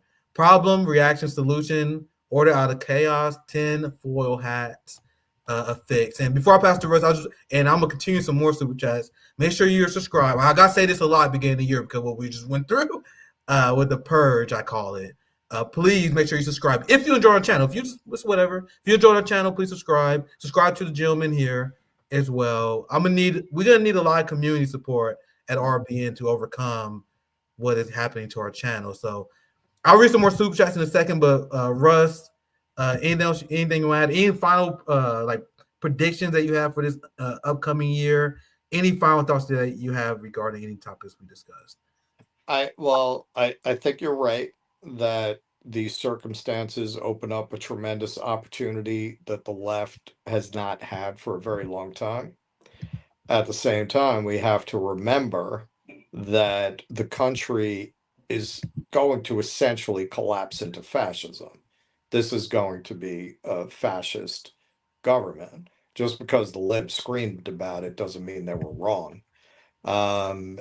That's what we're going to be fighting. And the implications of that regarding censorship, regarding what they will do to organizations that really try to change the system, particularly real communist organizations that really want to undo this economic system and is taking advantage of the disappointment with what Trump is actually turning out to be in office. And this, you ain't seen nothing yet, folks. A lot of those MAGA people are going to get curious, and that's going to make them very nervous. Trump is not an enemy of the deep state. He's an ally of the deep state, and he's going to deploy the deep state against you. This country is already, it's very funny. I'm working on a video series about the trip I took to India, and everyone was so scared for me. Oh, be careful, you're going to India. Listen, man, this is one of the most dangerous countries that you could live in. Exactly. As developed countries go, it is the most dangerous country you could live in. I didn't walk around India worrying I'm going to get caught up in a mass shooting. I'm going to get worked into a criminal justice system where they make money off me. So once you get in the system, they're incentivized to keep you in. You know, like all of these. You want to? Oh, what about their water? We just covered the water in Flint. This is a very, very dangerous country to live in. Very dangerous. It's only going to get more dangerous going forward. But speaking to Nick's revolutionary optimism, we're going to have opportunities the left hasn't had in maybe 100 years to recruit. Yeah. I couldn't wait for liberals to get the fuck out of the way. Liberals That's out. the thing. I've never seen them so demoralized. That's No, I love it. Kid, I don't agree. I think the Democrats are done. I think they're at least for the foreseeable future. I mean, what I meant by that is like a slight resurgence, but they are on an extinction level event. I mean, they're going to die out, but it's going to be a failed attempt, sort of like Byzantium trying to recreate the Roman. I think Americans' memory is probably shorter than you giving credit. I'm signing more with Kid because the pendulum swings so much. I know it seems unfathomable for the Democrats to come back. And Russ, you may be right. It may seem unfathomable for them to come back, but guys, dude, there have been some crazy pendulum swings. The Republican Party came back after George Bush, guys. So who knows? You may be right, Russ, but go ahead. You may be right. They don't have anything to run with. Yeah, I hear even with Donald Trump coming back. Look, how are they responding to the lessons of this election? By giving a fucking medal to Liz Cheney. I'll say you may be right too, man. I hear you. Yeah, you know what we got to do? We got to crack down on the left in the party. Like, what would they use to come back? As we've seen again and again, you can't fight something with nothing. And the liberals, this is part of why I think this. You know, I have Christmas with lovely people who are the liberals, people on both sides of the liberals. I've never seen them like this. Yeah, they are so demoralized. They don't want to touch it. They won't defend Democrats. I didn't even get any Harris ran a great campaign. None of that shit. None of that shit. So how are you even going to hook them back in? You know, like what would have been scary, what would have been scary for us and what would have been better for Democrats, and I could be wrong here, I'm just spitballing, I could be wrong, because I noticed that the liberal corporate media was furious when AOC lost her House oversight race. I don't know if you guys follow. I know I watched too much corporate media. Yeah. Sure, the liberal media was furious. They were like, "Guys, what the fuck are you doing? This was our chance." They was criticizing the Democrat Party for not passing the torch for the young people. It was a coordinated anger at the party, which is rare from liberal media, because they like, dude, this was the perfect chance for us to promote AOC into leadership, pretend that we are fanning to the progressive wing, and win people back. So in that case, I guess you're right, Russell, that the Democratic Party is doing the exact opposite that what they should be doing. I could be wrong because AOC is unpopular, but I think it would have been a good move for Democrats to at least pretend that they're going to shift to the progressive wing. But that's basically what Chris Hayes said. Yeah. Chris Hayes was like, well, what are you thinking in the wake of this? Because now she got her mind right. AOC's not a threat anymore. Yeah. So now that's why you got that liberal fury. If this was still the AOC camped out in Pelosi's office, they would have said, good. Yes. Yeah. Send a message. No, now she's in the club. So they're like, why not give the party a facelift? Put AOC out there. And they're right strategically. Because, most people don't follow politics like we do. You know, you're trying to win back young people. They don't know all this history with AOC. They'll see somebody young who they feel represents them more. Like, in the end, it's a net win. Is it enough to turn the ship around? No. But that is how much the whole party is just a money-making business opportunity. They don't give a shit. They don't give a shit. We covered this. The guy that they picked gets a lot of money from the defense industry. That's all it is. AOC hasn't been around long enough to really be eating out of the trough. And the people who have, they pay them. They pay them with those positions where you can make even more money off these interests. Yeah, I'm going to read a few super chats, then I'll pass to you, Key, and just so we don't get too behind. Big shout out to Steve. I don't know what currency that is. I think for 100 there. Australian. This is how, Australian? Yeah. I think that was my first guess, but I didn't want to get it wrong. This is how it begins and ends: community and solidarity, free Palestine, and free all of us. I appreciate the super chat. I think for the 199, Britsman, what's finna happen to Rome Library? For legal purposes, I've been talking about this, but the situation in Rome is not great. And that's why I said that my focus for 2025 is to completely rebuild the RBN mutual aid infrastructure. And this is why the police was harassing Rome in the first place, because of stuff he was building benches, feeding people, building a library. So I'm very still depressed about it, by the way. 2 out of 3 of our founders are gone now. I'm the only one left. It's very depressing situation to be in. Strong, but hey, I'm going to put this shit on my back. I'm going to put this shit on my back. Sabby been stepping up. JB been stepping up. And we are going to double down on, like, this is something that we got to rebuild. We got to rebuild the RBN mutual aid infrastructure. Rome taught me so much, and I'm shattered by everything that happened. You guys will know the full story one day. For legal purposes, I can't say, but it's very depressing. And this is something I need your guys' help on. Like, I'm not going to be able to do this on my own. Like, losing Rome is such a gigantic loss. So we need everyone to step up. I'm trying to step up. We're going to rebuild infrastructure. One day you guys know the whole story, but just know it's some fuck shit. Just know it's some absolute fuck shit. I'll get you drunk in Seattle. I'll find you. I tell you guys behind the scene, but I care so much about Rome that I don't want to jeopardize this shit at all. That's why we have people like, Nick, why you ain't talking about nigga? I want to do everything I can to make sure Rome doesn't fucking get out. You know what I mean? So I'm not talking about this shit. I don't want to do anything that could harm Rome. Don't want to do anything that would hurt his case. So I'm not saying shit, guys. You guys will learn the full story one day. Just know it's some fuck shit. That's all I'm gonna say for now. Let me continue with some super chats. And we really gonna need community support, guys. This with the cataclysmic year we had last year. I think for $10, Patrick, for the call. I'll pass you kids soon. Sorry, we getting buried here. I'll read 2 more chats and I'll get you guys in. Thank you for $10, Patrick. And this is my friend Old Crow. Thank you for $10. And thank you for $2. Eric, even worse, President Newsom. Russ, if you're right, that'd be great, dude. But the pendulum could swing. I'm very scared that Trump's gonna fuck things up so bad that President Newsom, Pete Buttigieg, and even I don't think this is gonna happen, but Kamala research. No, that's too much.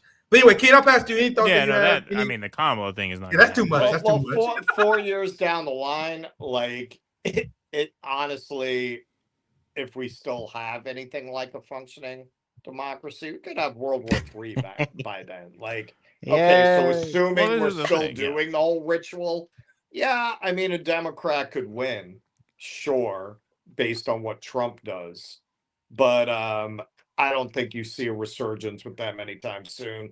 And without a real rebrand, like just running like a Newsom type, I don't see it, man. As bad as Trump is going to be, I still don't think people will go for that. Yeah, I mean, I think one of the things you also have to remember is, when they passed the Patriot Act, there was no social media, not really. It's very, very infancy, right? Like MySpace and stuff like that. But it wasn't like normal for every person to have a public profile where, they reveal details about themselves the way it is now. And don't forget, Iran is really the final boss in their game. And they clearly want that war now. And they have the Patriot Act in place. And I mean, the crackdown on speech and expression and on dissent can get really, really draconian very, very quickly. And I think that is going to happen. I think Trump will very, very easily, without a second thought or without any remorse, sick the deep state on anyone who gets in the way of what Miriam Adelson wants him to do. That's it. It's that simple. Now, what that looks like, we don't know. And we don't know what the consequences of that are. We don't know what kind of opportunity that opens up to resist and fight back. We don't know if that means the Democrats will win by default in 2026 and in 2028. We just don't know, because you're really entering uncharted territory here. I mean, look at how the year began. You had a Cybertruck go up in fucking flames in front of a hotel in Las Vegas, and that's day one. That's before he takes office. That's before shit really gets real. So we can predict, we can look into the future. This is gonna be a year. What's the phrase, Nick? You know the phrase. There are decades. There are weeks when decades happen, or something like that, right? Weeks when decades happen. Yeah, there are years where centuries happen, and I think that could be this year. Very well said. I'm gonna try and power through these super chats. Feel free to chime in if you guys have anything. Why can't Joe Rogan have more CIA guests on his show? I saw this chat earlier. I thought it was funny. Good job, Hobbs. I thought it was funny. I saw this earlier. I really like their creative takes on his innovative stand-up routine. And if you want to know why Joe Rogan is the #1 podcast in the world, because he often interviews ex-CIA spooks and never questions them. I don't get the appeal, but maybe I'm just a hater. Thank you for the $20 for Sponsum. Watching from behind, wanted to say I used to be MAGA. I saw this tweet this earlier. This is a big pound and a half for DD and show the kind of great work that you guys are doing. And this is you guys should be proud of this. I used to be MAGA until I discovered Dissident Boys on Jimmy Dore after October 7th. Crazy how much your views can be adjusted in over 1 year. That's a fucking giant W, guys. Well done. Well done. You, Thank you for letting us know. We haven't. Well done. That's a giant W. Thank you for $20, Steve. Garland's idea at the roundtable, Nick, about everyone streaming each other content when you're not on air was brilliant. Will grow your channels and spread the word far and wide. Yeah, I love my comrade Sarah from DD. We're gonna do that collaboration a lot more, like kind of like the post Duopoly. When you get me and Garland Nixon, bro, we talking about geopolitics. It was just like bam, left and right. It was probably one of the easiest shows that we ever done. Garland's a great guy. He's a good dude. You definitely will see more of that panel much more often. Thank you for the 10. I think pretty sure like Canadian dollars. I think I read this already. Pro-democracy guy is a PhD in labor union activity in Canada and history. Straight up intelligent person gone apeshit derangement. It is sad. That is the average person with a master's degree. I remember. I think I'm maybe because I'm a college dropout dude, but I think you gotta be smart to get those degrees. But we have a society where people who are smart choose to be immoral, and that's something that's very important to understand. But I'm not gonna rant on every super chat. Let's move on. I don't want to keep you guys too much longer. Thank you for the $2, Sparky. And feel free to interrupt if you guys want. That's right, Greenland. We're taking you over. Free Greenland from Danish tyranny. That's definitely rich. Thank you for super chat. June 4, 2024, FDA voted to block access to MDMA, assistant therapy for PTSD. They claim it doesn't work in Black people. Oh, Jesus, I didn't hear nothing about this. PTSD brains are not different by race. Did they really say that? I didn't look into this story at all. This is a crazy. I haven't heard that. They said it doesn't work on Black people, so that's why they block MDMA. I gotta look into this a little bit later. That's a crazy super chat, and I appreciate it. I definitely gotta look into that. Appreciate the solidarity super chat from Stolen Land, Stolen People. Just a few more here. I saw this one. Trump sentence on January 10th. Free Canada from the Castro regime. Sparky is having a real one in the chat. Next Canada. This motherfucker watch our stream having a real one. That's right. The Fallout timeline is coming into fruition.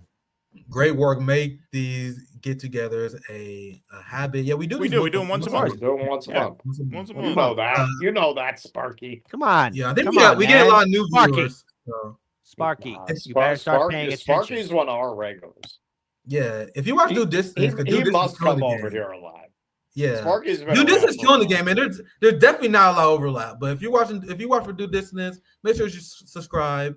They're our homies. Yes. We had great conversations. We definitely need the support here at RBN. Thank you for the 199. Support the Fantastic Four. Almost done, guys. I appreciate this. I appreciate all the super chats today. I need to bring you guys on board. Thank you for the 999, Lisa. Thank you for the $5. Now, Sparky, big shout out to him. Will Iran let Russia have a naval base on the Strait of Hormuz? They have a defense arrangement coming up. I didn't even get a chance to cover Russia today. There's a whole energy war that's going on. There's a lot I cover. I'm gonna do this weekend. And Russia, and God damn it, I gotta do a segment on this here very soon. I told you guys a few weeks ago that Russia is not gonna play this bullshit fucking Ukraine peace plan that Trump drew up so that Russia will reject it. And so Russia predictably rejected that nonsense peace proposal that Trump said. He put a proposal that would have put EU troops at the border between Ukraine and Russia. You know the reason why Russia went to war with Ukraine in the first place? Because of European military presence at their border. Anyway, I'll talk about that more later. It was a joke designed to make Russia turn down the treaty, so MAGA would be more likely to support war with Russia. And already seeing some MAGA accounts, and this would be part of my segment, where they're like, well, if Russia don't want peace, fuck them then. We're going to fuck them up. See, that's the plan, guys. I told you guys that Trump and his team will find a way to sell the war with Russia to their base. And I think they found one. We will see. Last two super chats. I got a lot to say on that. For a second time, I will talk about that next week, guys. Trust me. Thank you for the $2, Brad. 2028 prediction: AOC wins POTUS with MAGA and feet pics. I think they want to date her, man. Come on. And Elon's going to be her hubby. There you go. He'll still be in the White House nonetheless. Yeah, dude. I ain't gonna lie, dude. There's some mad sexual tension between some MAGA people who hate AOC and AOC itself. It's very weird. It's very weird. It's there, man. It's there. Love exists. Best role moment is him spinning around and laughing after Marianne Williamson said he was mansplaining about Palestine. Wish him the best. Trust me, I do too. Last super chat I see Sparky put in. Their last one today. Make Ukraine Russia again. Don't leave a rump state called Ukraine. This guy's based. Let it remain a NATO playground, a carpetbagger's money laundry, and BlackRock property. I will be doing. I didn't talk about Ukraine a lot this week, but I will be covering it. There's a lot to cover on that issue, and I will be covering it next week. And I really hope that Ro Khanna joins my show. He seems like he's interested. He reached out to me personally, just like Marianne Williamson. And all these people like, I want to come on your show. Oh my god, dude! I don't want to interview a politician, bro, but I will if you ask. Trust me, I will be grilling Ro on Ukraine because the NATO left has a lot to answer for on Ukraine, now that hundreds of thousands of Ukrainians are dead, and now that even Zelensky is floating the idea for peace, why didn't you guys support peace? I want to ask the NATO leftists, why didn't you support peace 2 years ago? Why did you wait for NATO and for Zelensky to tell you it's okay for advocate for peace? But I'm ranting now. Yeah, we can begin right. Any final thoughts you guys have? Actually, plug.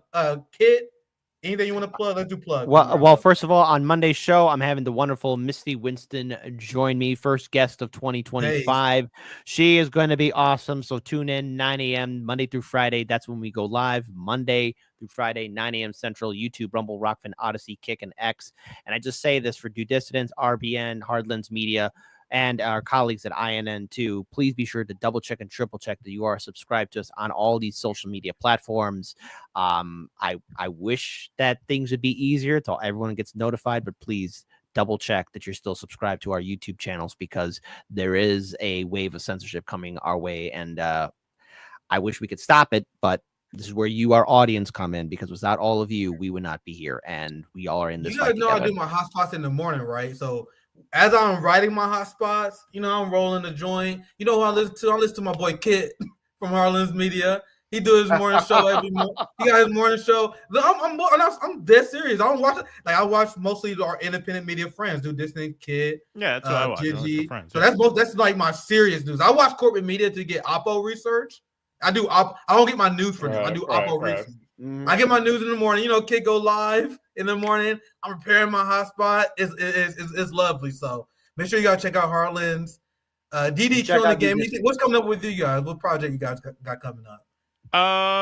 We're just basically, formalizing some new kind of segment ideas for the shows. Our next big project, we're gonna send Russ to Washington for the inauguration. To cover that. Then we're going to be, covering worker strike back. Those are the two things. And then we are raising money to shoot a documentary on Omali Yeshitela and the African People's Socialist Party. We're going to go to St. Louis for a week over the summer and shoot a feature-length documentary on their movement there. That's more long-term. That's our big project of the year.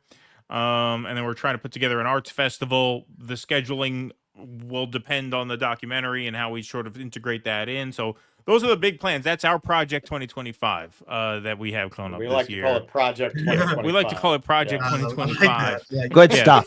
But we are guest hosting for Jimmy this week. Oh, yeah, that's right. Next week, we're guest hosting the Jimmy Dore Show and doing our show Sunday, Tuesday, Thursday. Sundays at 7, Tuesdays at 2, Thursdays at 12 Eastern. And then, obviously, Jimmy's schedule Monday, Wednesday, Friday. So, big week coming up next week. Nothing we're not used get back to work. Yes. The first Duopoly show of 2025, and it was very fun as always. This will be the year of bangers after bangers after bangers. I tell you, we just had two great. We're all going to be Tesla Cybertrucks outside Trump Towers. Right, yeah, exactly. That's right. That's right. Getting over here in Chicago, there's going to be the Trump Tower over here. We're going to have some good Trump steaks. Why not? Yeah. Make sure you guys subscribe. Make sure you guys share. Support us on Patreon to help RBN grow and help us rebuild. Once again, that's the biggest goal. We had a meeting. We was talking about this earlier. I was talking about this with Sabby. We was getting each other hype that we already do. Our main goal is to completely rebuild and transform the RBN mutual aid infrastructure. So any support you guys have will be greatly appreciated. And I will definitely be down there in Seattle with you guys. And there's going to be a lot coming up in the next few weeks. Roll coming on. We got a lot of great guests scheduled as well. So thank you guys for watching. Hope you guys enjoy your weekend. Take care of yourself. Peace out. Have a good one, y'all. Everybody.